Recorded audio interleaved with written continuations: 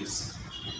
Haya basi, kabla tutamatishe, tumekubaliana kwa kauli moja kwamba kama viongozi wa Mombasa tuko tayari kumkaribisha rais wetu katika ile tour yake ya Mombasa, na ile yote ambayo tumeongelea maendeleo hayo yako katika manifesto yetu kama chama, na sisi kama chama ni jukumu letu kuhakikisha kwamba yale ambayo yako katika manifesto imekuwa implemented to the letter. So tungependa kuhakikishia wananchi wa Kenya na wakazi wa Mombasa kwamba yale ambao viongozi wenyu wame raise leo yanaenda kutimizwa na yanaenda kutiliwa maanani kabisa katika ile ziara ya rais. Jambo la pili ni kwamba sisi tunasema kama wanachama wa UDA ni muhimu rais wetu aheshimike na wale viongozi ambao waliaikuwa mamlakani pale kabla rais wetu. Jana tumemwona aliyekuwa rais wa 4 wa Jamhuri ya Kenya, Mheshimiwa Uhuru Kenyatta, akijaribu kumwekea lawama rais wetu kwa masuala kwamba rais wetu anamuingilia, rais wetu sijui anafanya nini. Hii ni serikali ambayo inaendeshwa na watu katika nyadhifa tofauti tofauti. Kama waziri wa masuala ya interior na usalama ameona kwamba kuna shida katika nyumba fulani ya Kenya, haijalishi wewe ni mtoto wa nani, hiyo ni katika nguvu zake kama waziri wa masuala ya usalama kuhakikisha kwamba kuna usalama Kenya yetu. So isikuwe kwamba jambo lolote ambalo linafanyika Kenya hii unawekea lawama rais wetu. Rais William Ruto hako na kazi yake ya kuhakikisha ametimiza yale ambaye alisema katika manifesto yake, na hana wakati wa kwenda ukisimamishwa kwa barabara hauna insurance kwa gari unasema William Ruto ndio amekusimamisha katika barabara. Tuache wale wafanyakazi wa serikali wafanye kazi yao. Sisi tunahimiza serikali yetu ikipitia wale maaskari Ministry of Interior wahakikishe kwamba wanafanya kazi yao bila kuwa intimidated. Kama kuna mtu ameweka silaha katika nyumba yake, awe ni mtoto wa tajiri, awe ni mtoto wa maskini, yule mhalifu ni mhalifu.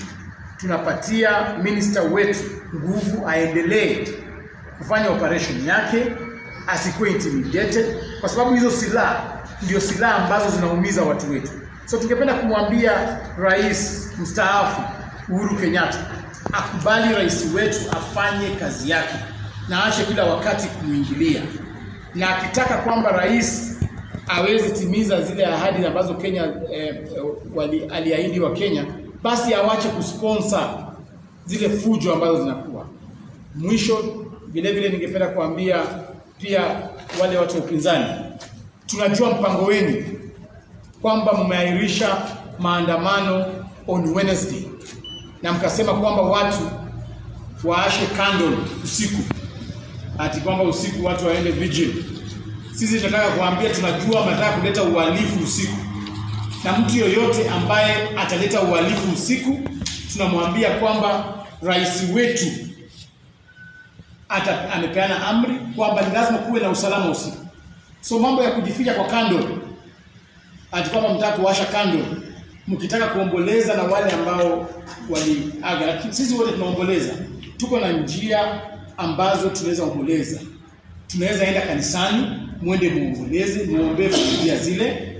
Mnaweza enda katika boma za wale ambao walikuwa affected, muende kwa boma zao.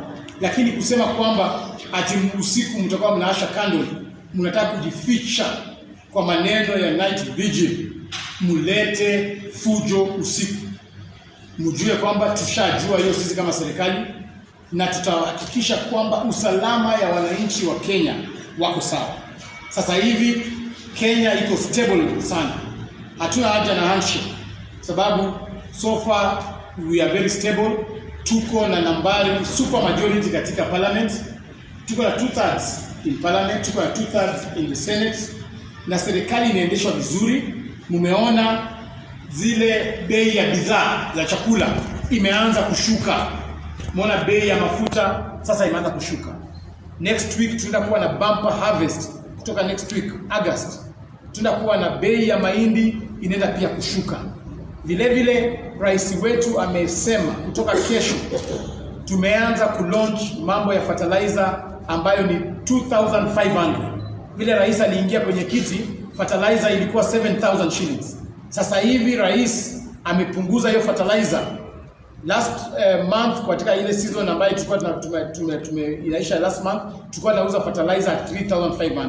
Kutoka kesho fertilizer inaanza kuuzwa 2500. Ndio wale wakulima ambapo wanafanya tunafaidika na short rains wafaidike na program ambayo fertilizer itauzwa 2500.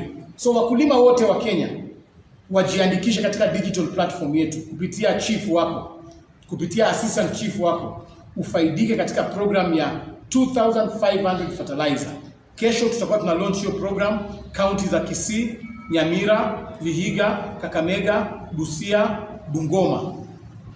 Na county gani nyingine? Na Garissa county. Garissa na Embu county.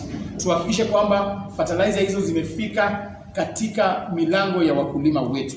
So watu wakuwe watulivu, bei ya vyakula imeanza kushuka. Sasa watu watoe sufuria kwa kichwa, wapeleke kwa meko. Waanze kupika ugali, waanze kufanya vitu vingine. Mambo ya kuweka sufuria kwa kichwa na kuchoma ya bure. Sababu umejifunika sufuria moto. Sababu sasa ni wakati wa kuvuna na ni wakati wa kupanda tena. Asanteni na Mwenyezi Mungu awabariki.